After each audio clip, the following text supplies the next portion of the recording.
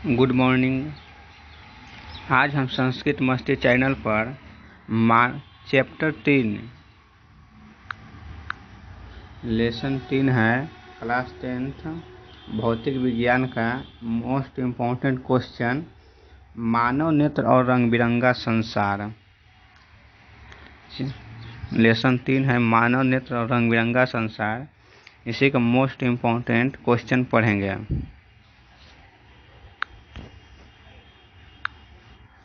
तो ये है मानव नेत्र रंग बिरंगा संसार। टोटल भौतिक विज्ञान में 6 गो पाठ है, जिसमें लेसन 3 पढ़ रहे हैं, मानव नेत्र और रंग बिरंगा संसार। अगर प्रकाश का परावर्तन और प्रकाश का अपवर्तन नहीं पढ़े हैं तो ज़रूर हमारे पीछे वाले वीडियो में जाकर पढ़ लें। तो पढ़ते हैं मानव नेत्र और रंग बिरंगा संसार। तो ये लेसन 3 है मानव नेत्र और रंग बिरंगा संसार। इसमें ये मानव नेत्र का चित्र बनाया गया है, मानव आँख। तो यहाँ पर सिलियरी मांसपेशी है, ये श्वेत पटल या स्क्लेरोसेस्टिक, यहाँ क्लोराइड है, ये रेटिना या दृष्टि पटल है, इसमें कचाव द्रव रहता है। नेत्र लेंस ये वाला है, ये गोलाकार जो है नेत्र लेंस है। यहाँ आइरिस है, ये पुतली है, ये कॉर्निया है। यहाँ जलीय द्रव या नेत्रोद, जलीय द्रव को नेत्रोद के नाम से भी जानते हैं। ये नेत्र गोलक है, ये प्रकाश स्नायु या दृक् तंत्रिका।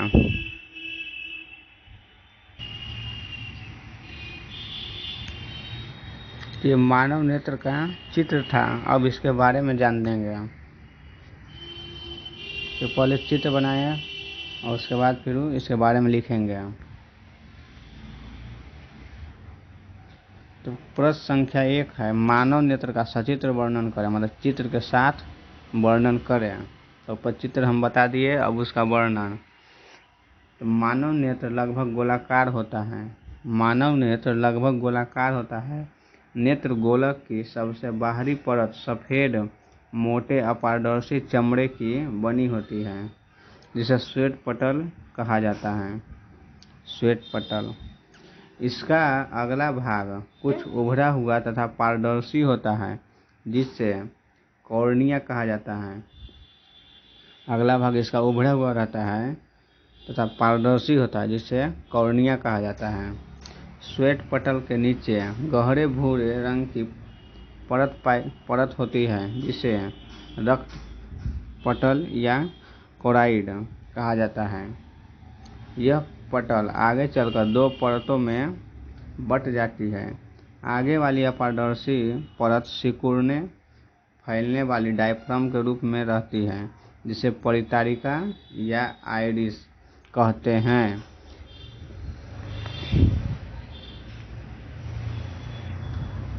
यहाँ आइरिस कहते हैं। पीछे वाली परतें पश्चमाभि या सिलियरी पेशियाँ कहलाती है। पीछे वाली ये पेशियाँ नेत्र लेंस को लटका कर रखती है। नेत्र लेंस जिलेटिन जैसे पारदर्शक तथा मुलायम पदार्थ से बना हुआ एक उत्तल लेंस है, जिसे नेत्र लेंस या स्फटिक लेंस कहते हैं। उत्तल लेंस। नेत्र गोलक की सबसे भीतरी परत को दृष्टि पटल या रेटिना कहते हैं। यही रेटिना पर प्रतिबिंब बनता है। जब इस पर प्रकाश पड़ता है तो संवेदना उत्पन्न होती है, जो प्रकाश स्नायु या दृक् तंत्रिका के द्वारा मस्तिष्क तक पहुंचती है और हमें देखने का आभास होता है। यही है कि नेत्र गोलक की सबसे भीतरी परत को दृष्टि पटल या रेटिना कहते हैं। जब इस पर प्रकाश पड़ता है तो संवेदना उत्पन्न होती है, जो प्रकाश स्नायु या दृक् तंत्रिका के द्वारा मस्तिष्क तक पहुंचती है और हमें देखने का आभास होता है। रेटिना पर प्रकाश पड़ने के कारण ही सब संवेदना उत्पन्न होता है और फिर प्रकाश स्नायु या दीर्घ तंत्रिका के द्वारा मस्तिष्क तक पहुंचती है और हमें देखने का आभास होता है।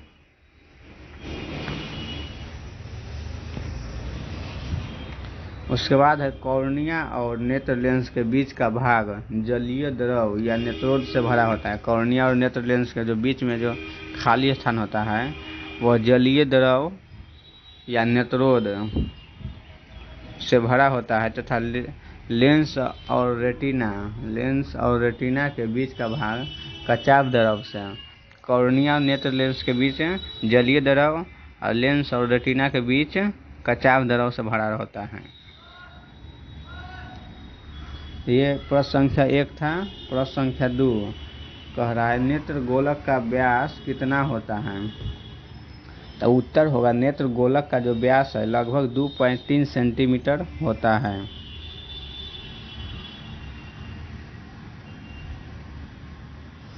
दो 2.3 सेंटीमीटर ये ऑब्जेक्टिव प्रश्न है।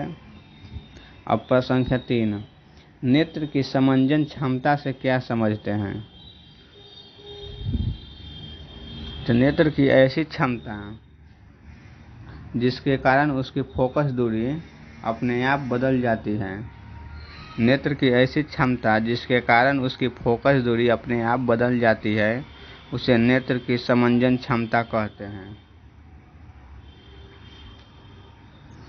कह रहा है कि नेत्र की ऐसी क्षमता जिसके कारण उसकी फोकस दूरी अपने आप बदल जाती है उसे नेत्र की समंजन क्षमता कहते हैं। ये प्रश्न संख्या 3 था। अब 4 को देखेंगे।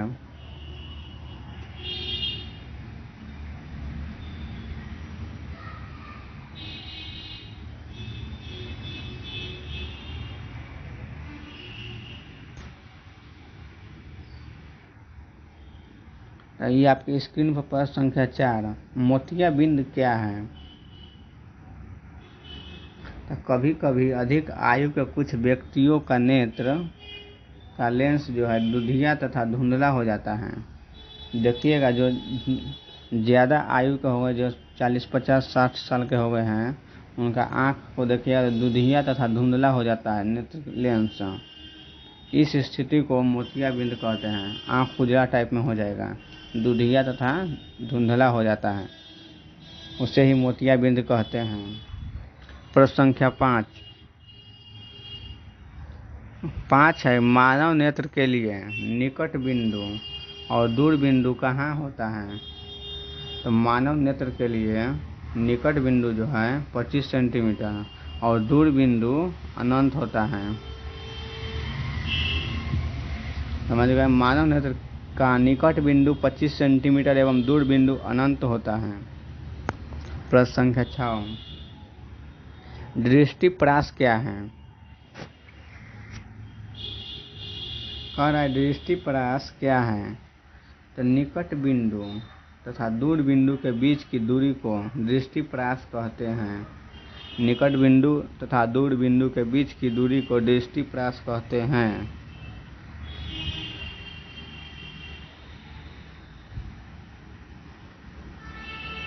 अब 7 नंबर 6 तक हो गया। अब 7 नंबर देखते हैं। तो 7 नंबर कह रहा है देखने के लिए हमारे 2 नेत्र होते हैं क्यों। भगवान हमें 2 नेत्र दिए हैं, उसका कोई ना कोई तो कारण होगा देखने के लिए, तो वही हम जानेंगे इस प्रश्न में। तो कह रहे हैं देखने के लिए हमारे 2 नेत्र होते हैं, इससे निम्नलिखित कारण है। पहला कारण है कि इससे हमारा दृष्टि क्षेत्र विस्तृत हो जाता है। दृष्टि क्षेत्र जो देखने की क्षमता जो है विस्तृत हो जाती है, मतलब और ज़्यादा।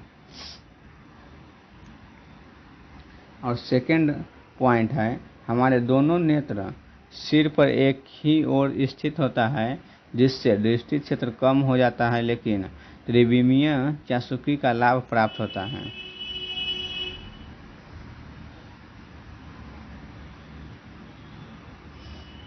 अब एक नोट में देखिए, मानव के लिए नेत्र का क्षैतिज दृष्टि क्षेत्र लगभग 150 डिग्री होता है, जबकि 2 नेत्र द्वारा यह लगभग 180 डिग्री हो जाता है। अगर एक आँख से देखिएगा तो 150 डिग्री तक देख सकते हैं, लेकिन दोनों आँख से देखिएगा तो 180 डिग्री तक देख सकते हैं।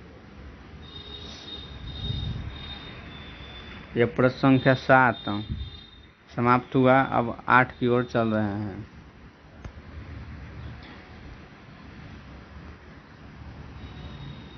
8 है, रेटिना के कितने प्रकार के तंतु पाए जाते हैं। रेटिना, तो रेटिना में 2 तरह के तंतु पाए जाते हैं, एक क्षर तंतु और एक शंकु तंतु। अब 9 नंबर, दृष्टि दोष क्या है। कह रहा है दृष्टि दोष क्या है, यह कितने प्रकार का होता है। तो कई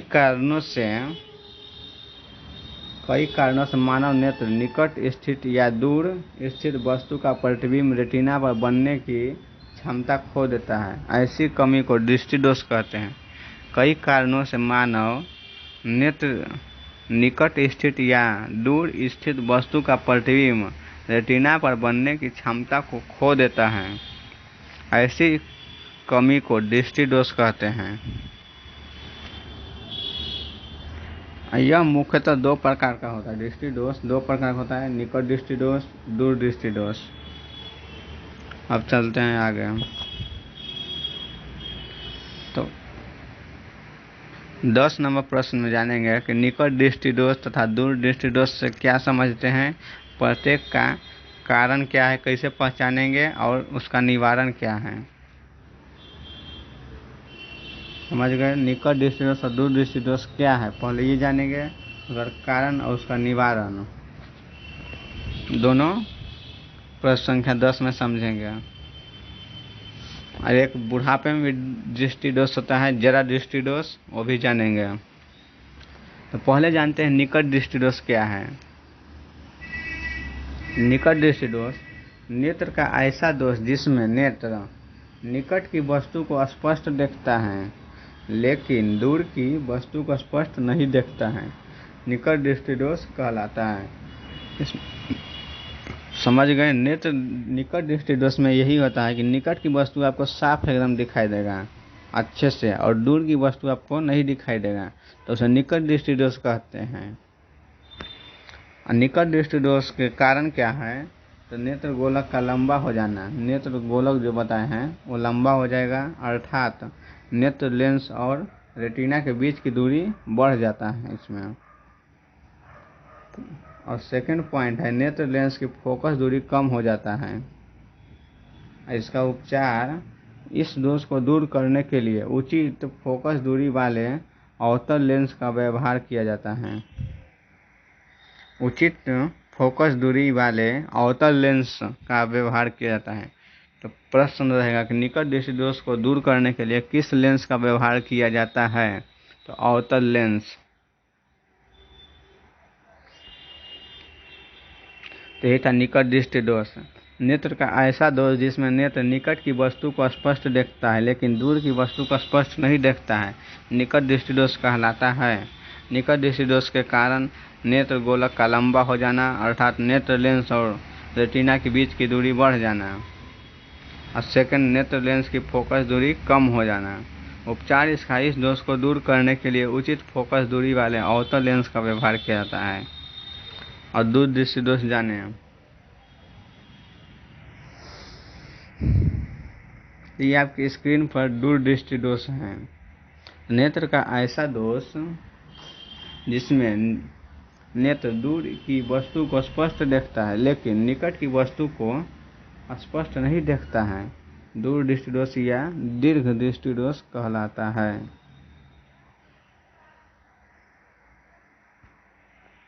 इसमें जो है दूर की वस्तु आपको एकदम साफ साफ दिखाई देगी स्पष्ट, और निकट की वस्तु आपको नहीं दिखाई देगी साफ, तो वही है, तो दूर दृष्टि दोष होगा।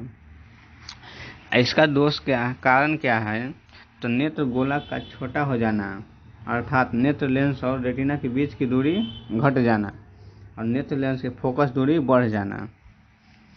ठीक उसका विपरीत होता है। ये दूर दृष्टि दोष हो गया। अब इसका उपचार जानेंगे। तो उपचार है, इस दोष को दूर करने के लिए उचित फोकस दूरी वाले उत्तल लेंस, कौन लेंस, उत्तल लेंस का व्यवहार किया जाता है। तो पूछा क्वेश्चन, दूर दृष्टि दोष को दूर करने के लिए किस लेंस का व्यवहार किया जाता है। तो दूर दृष्टि दोष के लिए उत्तल लेंस, निकट दृष्टि दोष के लिए अवतल लेंस।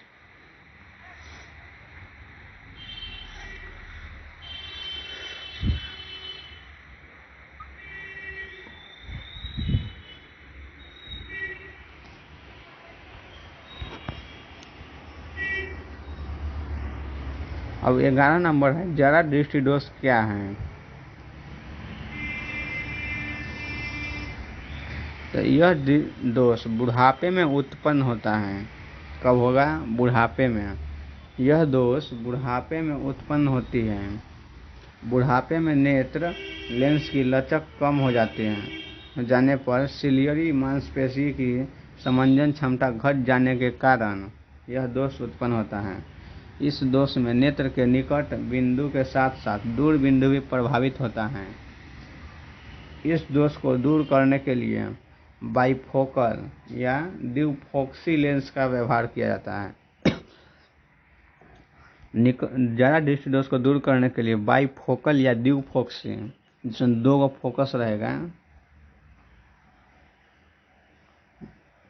लेंस का व्यवहार किया जाता है। बाइफोकल या द्विफोक्सी लेंस का व्यवहार किया जाता है जरा दृष्टि दोष को दूर करने के लिए। अब चलते हैं प्रश्न संख्या 12। 12 प्रिज्म क्या है। प्रिज्म क्या है, तो उत्तर होगा, कांच का वह पारदर्शी माध्यम जिनसे कोई भी 2 सम्मुख फलक आपस में समांतर नहीं होते हैं, प्रिज्म कहलाते हैं। प्रिज्म में 5 फलक होते हैं, 2 फलक त्रिभुजाकार, 3 फलक आयताकार। त्रिभुजाकार सतह है, आयताकार सतह है। त्रिभुजाकार 2 हो गया, ABC हो गया, और A', B', C हो गया। आयताकार 3, इसमें A, B, B', A', C', और B, C, B', ये 3 हो गया आयताकार सतह है, और 2 त्रिभुजाकार सतह हैं। तो प्रिज्म कह रहा है कांच का वह पारदर्शी माध्यम, कांच का वह पारदर्शी माध्यम जिनसे कोई भी 2 सम्मुख फलक आपस में समांतर नहीं होते हैं, प्रिज्म कहलाते हैं। कांच का वह पारदर्शी माध्यम जिनसे कोई भी 2 सम्मुख फलक आपस में समांतर नहीं होते हैं, प्रिज्म कहलाते हैं। प्रिज्म में 5 फलक होते हैं, 2 फलक त्रिभुजाकार एवं 3 सतह आयताकार। ये डायग्राम है प्रिज्म का। अब प्रिज्म आगे चलते हैं। प्रिज्म के बाद जानेंगे प्रकाश के वर्ण विक्षेपण से क्या समझते हैं। उसके बाद फिर वर्णपट या स्पेक्ट्रम क्या है, 2 क्वेश्चन है। तो पहले जानते हैं प्रकाश के वर्ण विक्षेपण से क्या समझते हैं। तो जब प्रिज्म से होकर सूर्य के श्वेत प्रकाश को गुजारा जाता है तो वह 7 रंगों में बट जाती है। प्रकाश का इस प्रकार 7 रंगों में बनने की घटना को वर्ण विक्षेपण कहते हैं। जब प्रिज्म से होकर सूर्य के श्वेत प्रकाश को गुजारा जाता है तो वह 7 रंगों में बट जाती है। प्रकाश का इस प्रकार का 7 रंगों में बटने की घटना वर्ण विक्षेपण कहते हैं। और ये पहले डायग्राम में समझ लेते हैं वर्ण विक्षेपण। देखिए ये प्रिज्म है त्रिभुजाकार, ये सूर्य का प्रकाश गुजारा जाता है तो 7 रंगों में बट जाती है। यही प्रिज्म है, ये वर्णपट।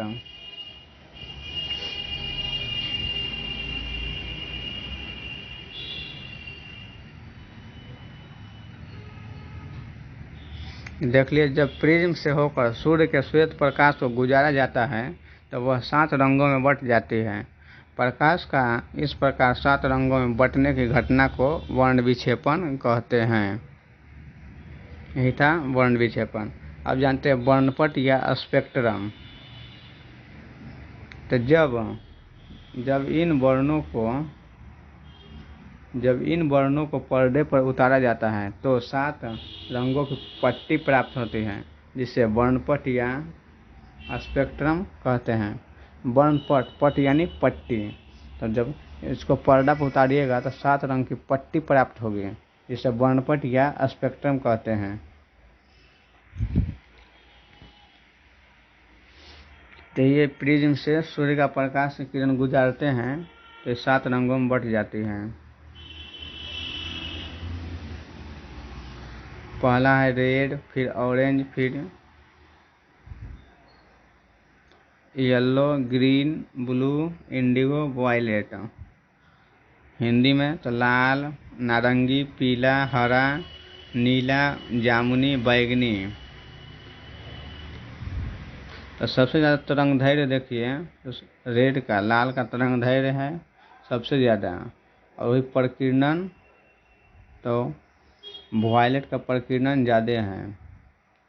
देखिए यहाँ तरंग धैर्य लिख दिए हैं, आप प्रकीर्णन के हिसाब से, तो प्रकीर्णन सबसे ज़्यादा है वायलेट, फिर उसके बाद इंडिगो, फिर blue, green, yellow, orange, red. तरंग धैर्य से तो सबसे ज़्यादा तरंग धैर्य लाल का होता है।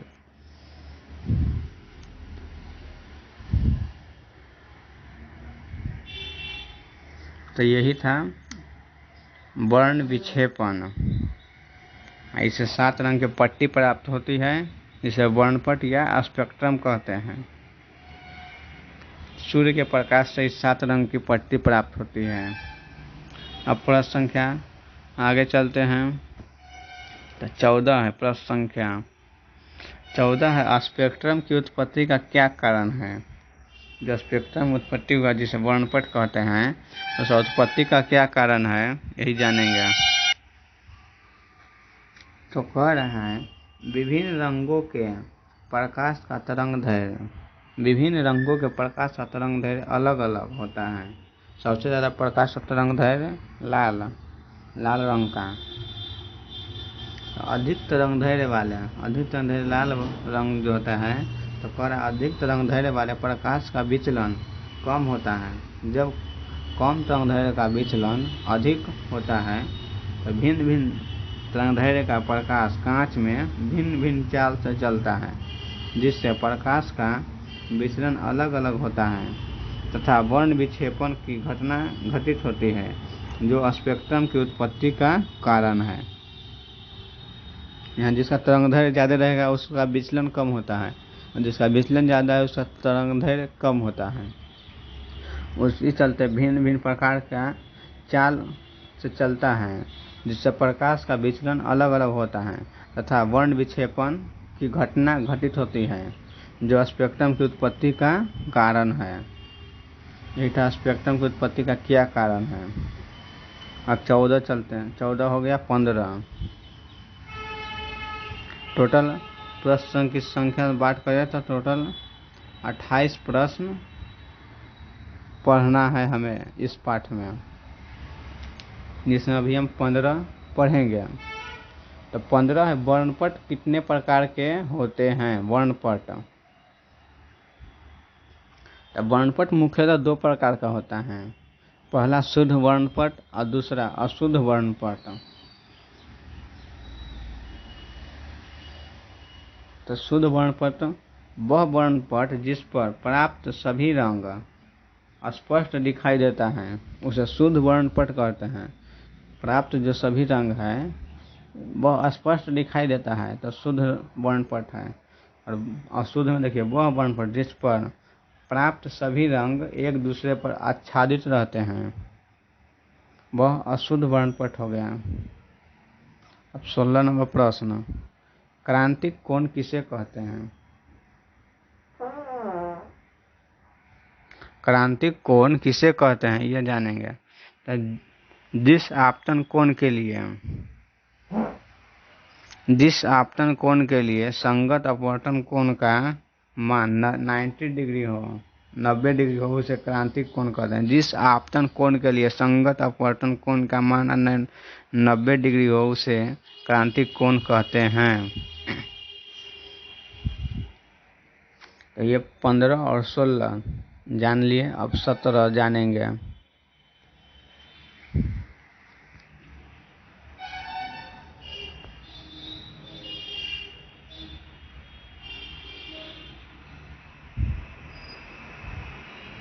17 है वायुमंडलीय अपवर्तन से क्या समझते हैं।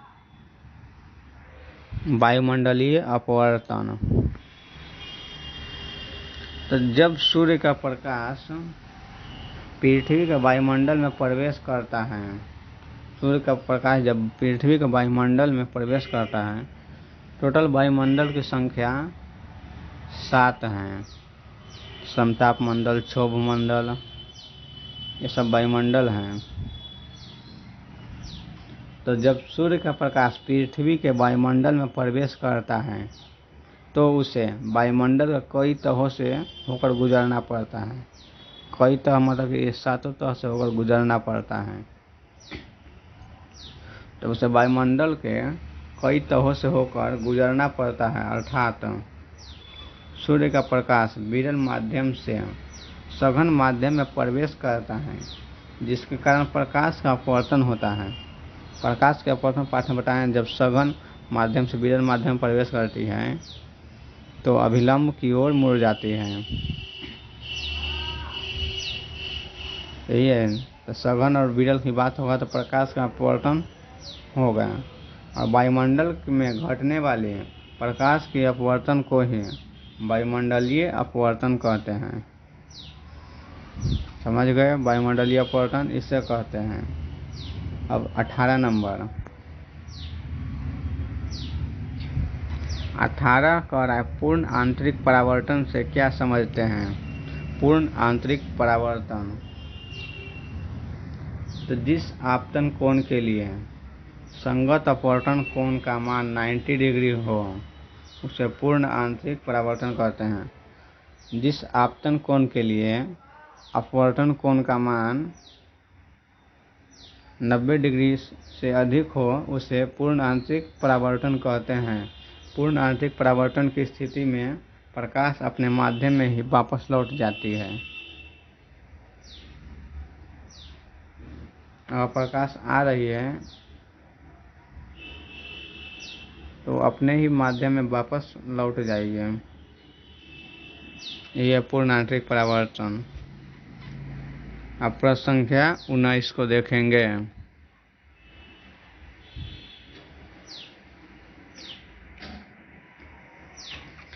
19 कह रहा है, प्रकाश के प्रकीर्णन से क्या समझते हैं। प्रकाश के प्रकीर्णन, तो प्रकीर्णन का शाब्दिक अर्थ छितराना होता है। छितराना, छितराना अर्थात प्रकीर्णन। तो प्रकीर्णन का शाब्दिक अर्थ छितराना होता है। तो जब प्रकाश छोटे सूक्ष्म कणों पर पड़ता है तो उसका एक अंश विभिन्न दिशाओं में प्रकीर्णित होता है। प्रकीर्णित यानी छितराना, छितरा जाता है।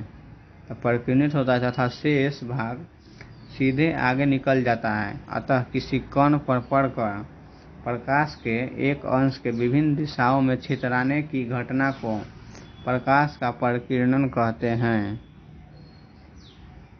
फिर से, प्रकीर्णन का शाब्दिक अर्थ छितराना होता है। जब प्रकाश छोटे सूक्ष्म कणों पर पड़ता है तो उसका एक अंश विभिन्न दिशाओं में प्रकीर्णित हो जाता है तथा शेष भाग सीधे आगे निकल जाता है।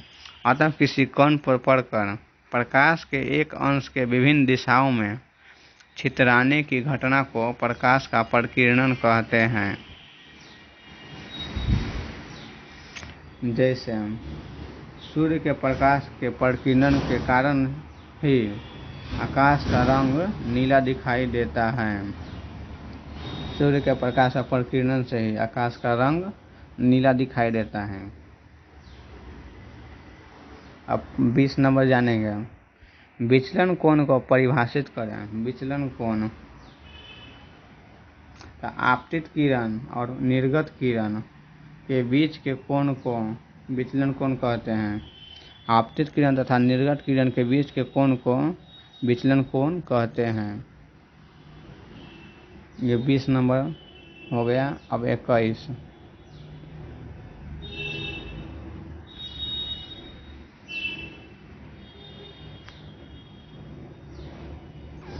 नंबर प्रश्न बहुत बढ़िया है कि तारे टिमटिमाते हैं क्यों। जो आकाश में तारे हम लोग देखते हैं वह टिमटिमाते क्यों टिमटिमाते हैं? तो उत्तर होगा कि तारों से निकलने वाला प्रकाश निर्वात से होकर पृथ्वी के वायुमंडल में प्रवेश करता है, तो उसे वायुमंडल में कई तहों से होकर गुजरना पड़ता है। कई तह मतलब कि 7 तह है ना, बताए हैं वही है। अर्थात सूर्य का प्रकाश जो है विरल माध्यम से होकर सघन माध्यम में प्रवेश करता है और हर क्षण अभिलंब की ओर मुड़ जाता है। वायुमंडल के विभिन्न परतों का ताप एवं घनत्व लगातार बदलते रहता है, इसलिए तारों के आभासी स्थिति भी बदलती रहती है। तारों से आने वाले प्रकाश के तीव्रता भी उनकी स्थिति बदलने के साथ बदलती है। इस प्रकार हमारे आंखों तक पहुंचने वाली प्रकाश में तीव्रता के परिवर्तन ही तारों के टिमटिमाने का कारण है। फिर से एक बार देखिएगा, तारों से निकलने वाले प्रकाश निर्वात से होकर पृथ्वी के वायुमंडल में प्रवेश करता है, तो उसे वायुमंडल के कई तहों से होकर गुजरना पड़ता है। अर्थात सूर्य का प्रकाश विरल माध्यम से सघन माध्यम में प्रवेश करता है और हर क्षण अभिलंब की ओर मुड़ते जाता है। वायुमंडल के विभिन्न परतों का ताप एवं घनत्व लगातार बदलते रहता है, इसलिए तारों की आभासी स्थिति भी बदलती रहती है। तारों से आने वाले प्रकाश की तीव्रता भी उनकी स्थिति बदलने से बदल जाती है। इस प्रकार हमारे आंखों तक पहुंचने वाली प्रकाश में तीव्रता की परिवर्तन ही तारों के टिमटिमाने का कारण है। यह प्रश्न संख्या 21, तारों के टिमटिमाते हैं क्यों, ये सम हो गया। अब 22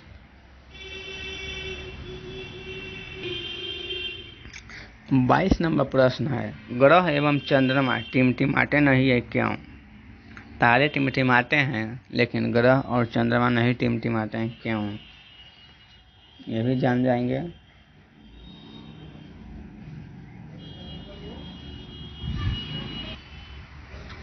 तो तारों की तुलना में ग्रह पृथ्वी के काफी निकट स्थित हैं। तारों की अपेक्षा ग्रह से प्राप्त होने वाली प्रकाश की तीव्रता अधिक होती है। इसके साथ साथ तारों को प्रकाश का लगभग एक बिंदु स्रोत माना जाता है, जबकि चंद्रमा या ग्रह को प्रकाश का विस्तृत स्रोत माना जाता है। इसलिए ग्रहों से आती प्रकाश किरणों में वायुमंडलीय घट बढ़ के कारण हुआ थोड़ा विचलन मालूम नहीं पड़ता है। यही कारण है कि चंद्रमा या ग्रह टिमटिमाते नजर नहीं आते हैं। कह रहा है, तारों की तुलना में ग्रह पृथ्वी के काफी निकट स्थित हैं। तारों की अपेक्षा ग्रह से प्राप्त होने वाले प्रकाश की तीव्रता अधिक होती है। इसके साथ साथ तारों को प्रकाश का लगभग एक बिंदु स्रोत माना जाता है, जबकि चंद्रमा या ग्रह को प्रकाश का विस्तृत स्रोत माना जाता है। इसलिए ग्रहों से आती प्रकाश किरणों में वायुमंडलीय घट बढ़ के कारण हुआ थोड़ा विचलन मालूम नहीं पड़ता है। यही कारण है कि चंद्रमा या ग्रह टिमटिमाते नजर नहीं आते हैं।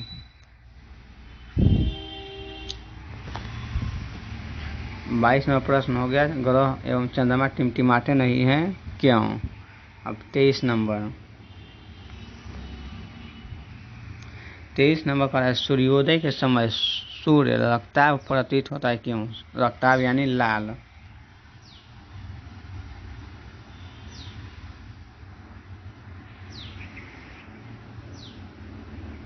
तो दिन में सूर्य का रंग समय के साथ बदलता रहता है। दिन में सूर्य का रंग समय के साथ बदलता रहता है।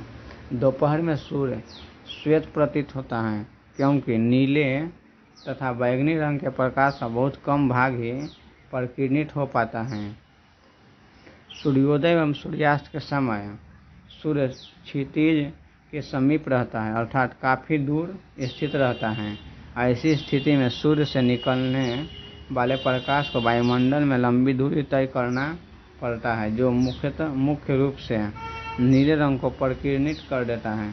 इसलिए जो बचा हुआ प्रकाश हमारी आंखों तक पहुंचता है उसमें मुख्यतः लाल रंग होता है। यही कारण है कि सूर्योदय एवं सूर्यास्त के समय सूर्य रक्ताभ प्रतीत होता है लाल रंग का। दिन में सूर्य का रंग समय के साथ बदलता रहता है। दोपहर में सूर्य श्वेत प्रतीत होता है क्योंकि नीले तथा बैंगनी रंग के प्रकाश का बहुत कम भाग ही परिकिरणित हो पाता है। सूर्य एवं सूर्यास्त के समय सूर्य क्षितिज के समीप रहता है अर्थात काफी दूर स्थित रहता है। ऐसी स्थिति में सूर्य से निकलने वाले प्रकाश को वायुमंडल में लंबी दूरी तय करना पड़ता है जो मुख्य रूप से नीले रंग को परिकिरणित कर देता है। इसलिए जो बचा हुआ प्रकाश हमारी आंखों तक पहुंचता है उसमें मुख्यतः लाल रंग होता है। यही कारण है कि सूर्योदय एवं सूर्यास्त के समय सूर्य रक्ताभ प्रतीत होता है।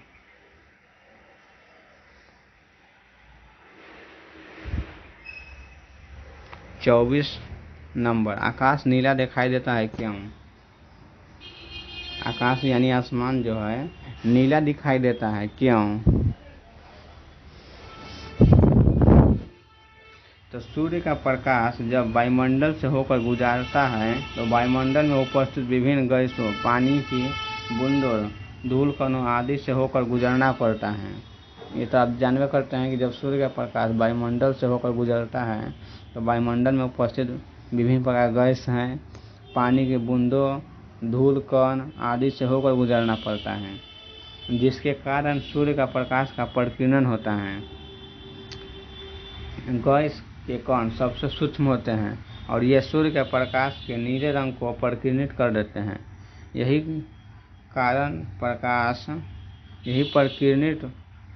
परिकिरणित प्रकाश जब हमारी आंखों तक पहुंचता है तो आकाश नीला दिखाई देता है। गैस के सूक्ष्म कण जो है सूर्य के प्रकाश के रंग को परिकिरणित कर देते हैं। यही परिकिरणित प्रकाश जब हमारी आंखों तक पहुंचता है तो आकाश नीला दिखाई देता है। अब 25 नंबर जानेंगे टिंडल प्रभाव से क्या समझते हैं। टिंडल प्रभाव तो कोलाइडी कणों द्वारा प्रकाश के परिकिरण की परिघटना दिखलाने वाले प्रकाश को टिंडल प्रभाव कहते हैं। क्या कह रहा है? कोलाइडी कणों के द्वारा प्रकाश के परिकिरण की परिघटना दिखलाने वाले प्रभाव को टिंडल प्रभाव कहते हैं।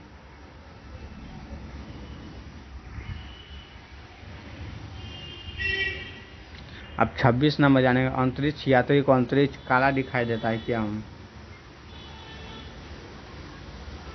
अंतरिक्ष में कोई कण उपस्थित नहीं है। पहला बात है कि अंतरिक्ष में कोई कण उपस्थित नहीं है अर्थात अंतरिक्ष में वायुमंडल नहीं है, इसलिए वहाँ प्रकाश का परिकिरण नहीं होता है। परिकिरण नहीं होने के कारण आकाश काला दिखाई देता है। यही तो कारण है, अंतरिक्ष में कोई कण उपस्थित नहीं है अर्थात अंतरिक्ष में वायुमंडल नहीं है। कण नहीं है तो वायुमंडल भी नहीं है, इसलिए वहाँ प्रकाश का परिकिरण नहीं होता है। परिकिरण नहीं होने के कारण आकाश काला दिखाई देता है। अब 27 नंबर, खतरे का संकेत जो है लाल रंग से होता है। जैसे देखिएगा आप ट्रांसफार्मर के पास ऐसे लाल रंग से कट कुट किया रहता है, वहाँ पर लिखा रहता है खतरा, या फिर ट्रेन में सभी जगह लाल रंग से लिखा रहता है खतरे का संकेत। तो ऐसा क्यों लिखा जाता है इस प्रश्न में हम जानेंगे। तो खतरे का संकेत लाल होता है, लाल रंग का प्रकाश का तरंगदैर्घ्य सबसे अधिक होता है। तरंगदैर्घ्य लाल रंग का सबसे अधिक होता है, जिसके कारण उसका परिकिरण सबसे कम होता है। जिसका तरंगदैर्घ्य अधिक होगा उसका परिकिरण कम होता है। ये हम बताए हैं वर्ण विक्षेपण जब बताए थे तो। अर्थात लंबी दूरी से दिखने वाला रंग में लाल रंग ही उपयोगी हो सकता है, क्योंकि अन्य सभी रंग शीघ्र ही परिकिरणित हो जाते हैं। यही कारण है कि खतरे का संकेत लाल रंग का होता है।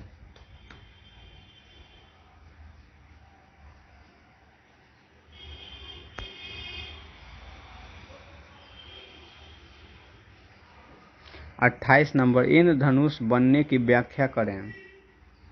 इंद्रधनुष कैसे बनता है इसकी व्याख्या करें। तो फर्स्ट बात है कि इंद्रधनुष वर्षा के पश्चात आकाश में जल के सूक्ष्म कणों में दिखाई देने वाला प्राकृतिक स्पेक्ट्रम है। यह जो प्राकृतिक स्पेक्ट्रम है इंद्रधनुष 7 रंग का बनता है। यह वायुमंडल में उपस्थित जल की बूंदों द्वारा सूर्य के प्रकाश के परिक्षेपण से प्राप्त होता है। यह हमेशा सूर्य के विपरीत दिशा में बनता है। हमेशा सूर्य के विपरीत दिशा में इंद्रधनुष बनता है। जल की सूक्ष्म बूंदें छोटे प्रिज्मों की तरह कार्य करती है। सूर्य के आपतित प्रकाश के ये बूंदें में अपवर्तित तथा विक्षेपित करती है। अंत में जल की बूंद से बाहर निकलते समय प्रकाश को पुनः अपवर्तित करते हैं। प्रकाश के परिक्षेपण तथा आंतरिक परावर्तन के कारण इंद्रधनुष बनता है।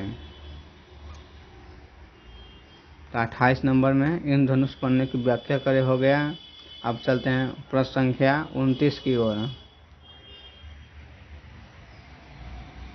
तो पहले जान लेते हैं, अब 28 प्रश्न हो गए। अब फिर लेसन 3 का क्लास 10th का ऑब्जेक्टिव क्वेश्चन जानेंगे। मानव नेत्र रंग बिरंगा संसार, जो हम पहले 28 प्रश्न पढ़े अब उसका कुछ ऑब्जेक्टिव प्रश्न है और भी जान लेते हैं। 30-35 ऑब्जेक्टिव प्रश्न है।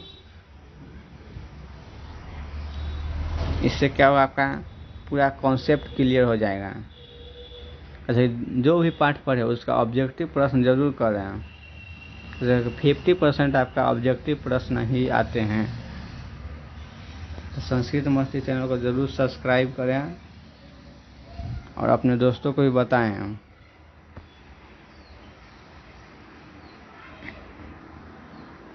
मानव रंग बिरंगा संसार का ऑब्जेक्टिव प्रश्न यानी वस्तुनिष्ठ प्रश्न। 1 नंबर, किसी वस्तु का प्रतिबिंब नेत्र के किस भाग पर बनता है? किसी वस्तु का प्रतिबिंब नेत्र के किस भाग पर बनता है? तो रेटिना के भाग, रेटिना या दृष्टि पटल सही आंसर होगा। 2 नंबर, आँख का रेटिना कैमरे का किस भाग की तरह कार्य करता है? आँख का जो रेटिना है कैमरे के किस भाग की तरह कार्य करता है? तो कैमरे का फिल्म भाग।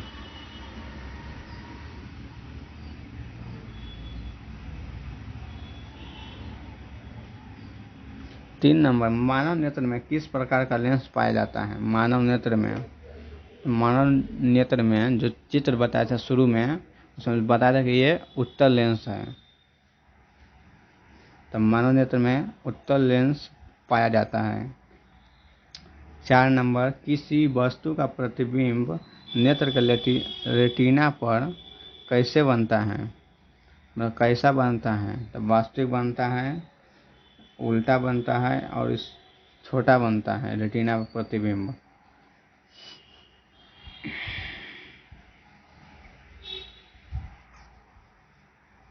5 नंबर प्रश्न है, सामान्य दृष्टि वाले मनुष्य के लिए स्पष्ट दृष्टि की न्यूनतम दूरी क्या है? तो 25 सेंटीमीटर।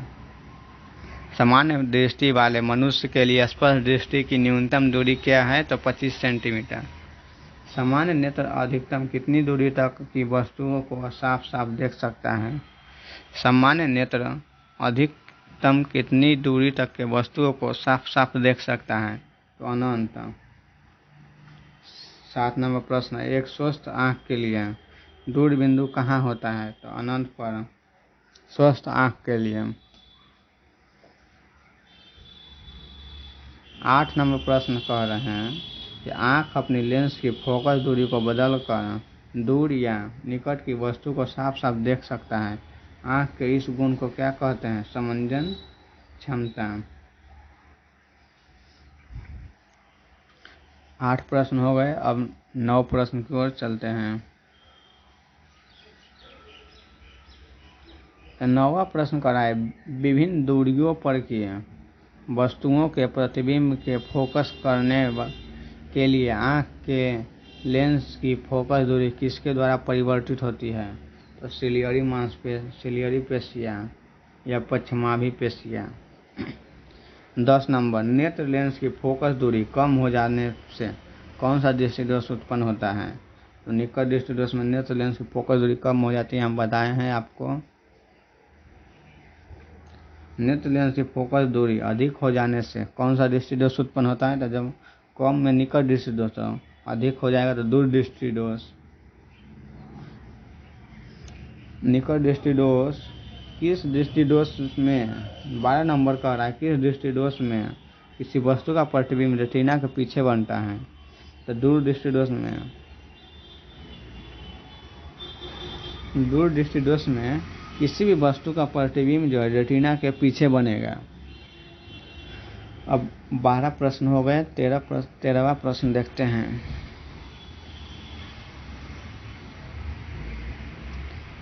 13 का किस दृष्टि दोष में किसी वस्तु का प्रतिबिंब रेटिना के आगे बनता है? तो निकट दृष्टि दोष में। दूर दृष्टि दोष में रेटिना के पीछे बनता है और निकट दृष्टि दोष में रेटिना के आगे बनता है।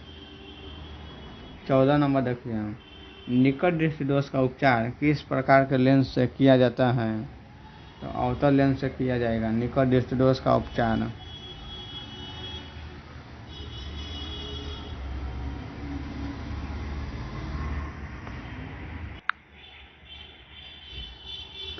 अब 15 नंबर देखते हैं, किस दृष्टि दोष को दूर करने के लिए उत्तल लेंस का उपयोग किया जाता है? उत्तल लेंस का उपयोग दूर दृष्टि दोष को दूर करने के लिए। 16, जो नेत्र निकट स्थित वस्तु को स्पष्ट रूप से देख सकता है,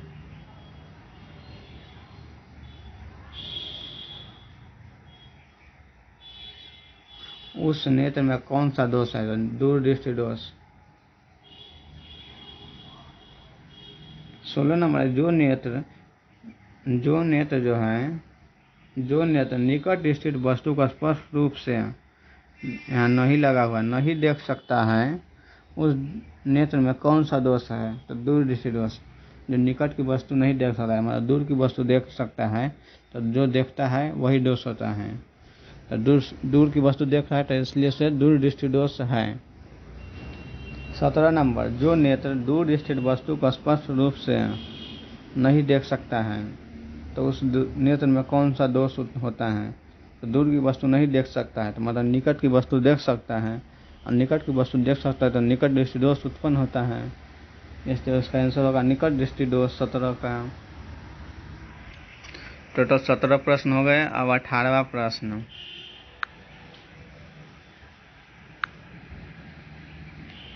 18वां प्रश्न है, दूर दृष्टि दोष का उपचार किस प्रकार के लेंस से किया जाता है? तो दूर दृष्टि दोष को उपचार जो है उत्तल लेंस से किया जाएगा। 19 नंबर, स्पेक्ट्रम को वर्णपट कहते हैं, तो स्पेक्ट्रम प्राप्त करने के लिए किसका व्यवहार किया जाता है?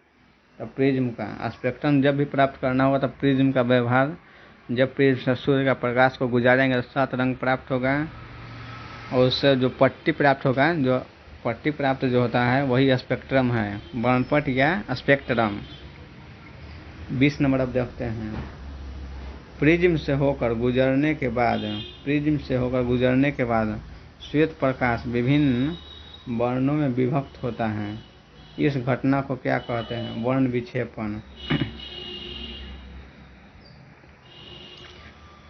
प्रिज्म से होकर गुजरने के बाद श्वेत प्रकाश विभिन्न वर्णों में विभक्त होता है, 7 वर्ण में विभक्त होता है, इस घटना को क्या कहते हैं? तो वर्ण विक्षेपण। 21 नंबर, एक प्रिज्म कितने सतहों से घिरा होता है? तो 5, 3, 2 त्रिभुजाकार और 3 आयताकार। ये हम बताए हैं प्रिज्म जब बताए थे तो। 22 नंबर, हाँ तो 22 है, श्वेत प्रकाश जब एक प्रिज्म से होकर गुजरता है, श्वेत प्रकाश जब एक प्रिज्म से होकर गुजरता है तो कौन सा वर्ण सबसे कम विचलित होता है?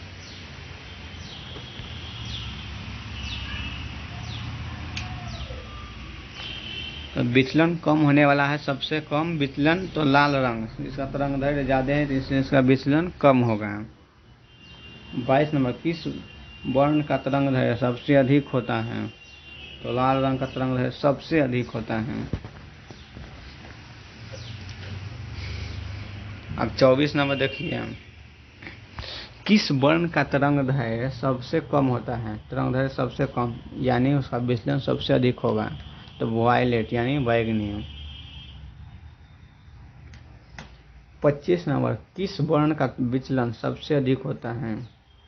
तब वो बैगनी का विचलन सबसे अधिक, तो उसका तरंगदैर्घ्य सबसे कम। समझ गए? 22-23 प्रश्न एक दूसरे का उल्टे हैं, 24 प्रश्न एक दूसरे के उल्टे हैं। दोनों का आंसर एकदम लाल लाल और बैगनी बैगनी है। तो हो गए 22, 23, 24 और 25। अब 26 नंबर देखते हैं।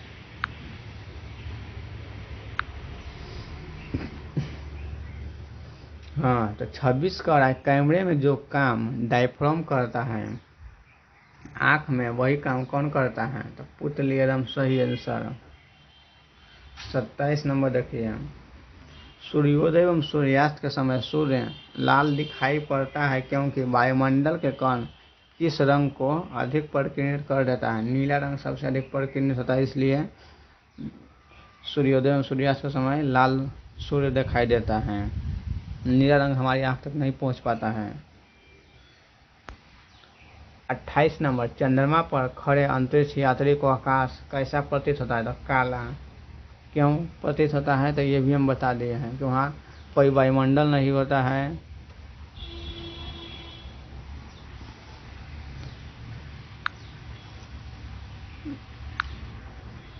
उनतीस नंबर, किसी कोलाइडी विलयन में निलंबित कणों से प्रकाश के प्रकीर्णन को क्या कहते हैं? तो टिंडल प्रभाव।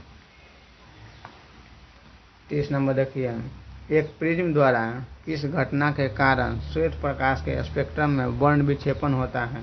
तो प्रकाश का अपवर्तन।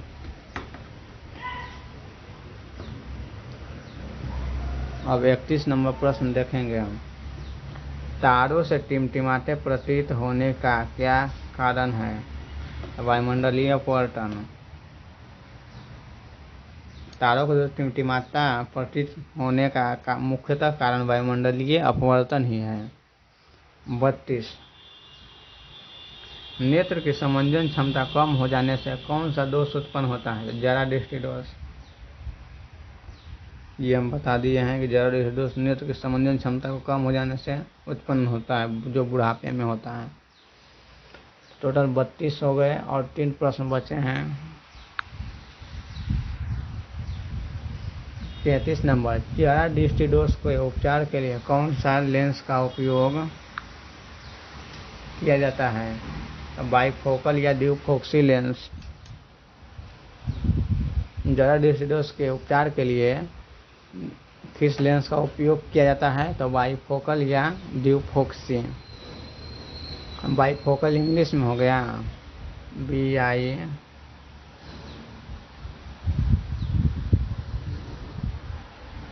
बाइफोकल, या ड्यूफोक्सी हिंदी में हो गया। हाँ, तो 34 नंबर, किसी कण पर पड़कर प्रकाश के एक अंश के विभिन्न दिशाओं में छितराने की घटना को क्या कहते हैं? तो प्रकाश का प्रकीर्णन। प्रकीर्णन का अर्थ बताए थे, प्रकीर्णन का शाब्दिक अर्थ छितराना होता है।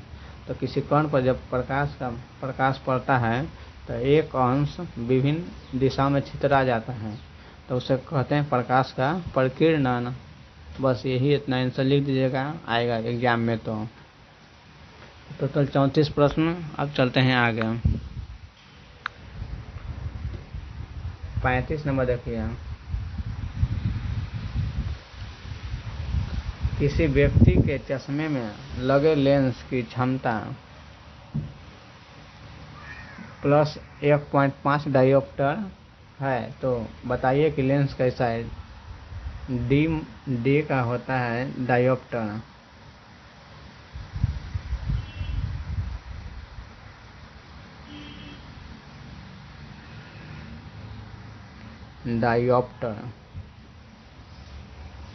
डी को हम डायोप्टर पढ़ते हैं। तो किसी व्यक्ति के चश्मे में लगे लेंस की क्षमता +1.5 डायोप्टर है, तो बताइए कि लेंस कैसा है? लेंस उत्तल लेंस होगा और दूर दृष्टि दोष उसको हुआ है, मतलब दूर की वस्तु दिखाई देगा निकट की वस्तु नहीं दिखाई देगा। चलिए 36 नंबर, आकाश का रंग किस घटना के कारण नीला दिखाई देता है? तो प्रकाश का प्रकीर्णन। एक को कहते हैं एंगस्ट्रम। एक एंगस्ट्रम बराबर कितना होता है? तो 10⁻⁻10 मीटर। एक एंगस्ट्रम बराबर 10⁻⁻10 मीटर। और तरंगदैर्घ्य का ऐसा ही मात्रक क्या है? तो एंगस्ट्रम। तरंगदैर्घ्य का ईसाई मात्रक एंगस्ट्रम होता है। चलिए समाप्त हो गया मानव नेत्र और रंग बिरंगा संसार। अब अगले पाठ में हम विद्युत धारा पढ़ेंगे, 4 पाठ। ऐसी करके रोज एक पाठ करके हम समाप्त कर देंगे। उसके बाद फिर केमिस्ट्री, फिर बायोलॉजी पढ़ा देंगे, मैथ भी चलेगा। तो धन्यवाद दोस्तों। वीडियो अच्छा लगा हो तो अपने दोस्तों के पास शेयर करें। धन्यवाद।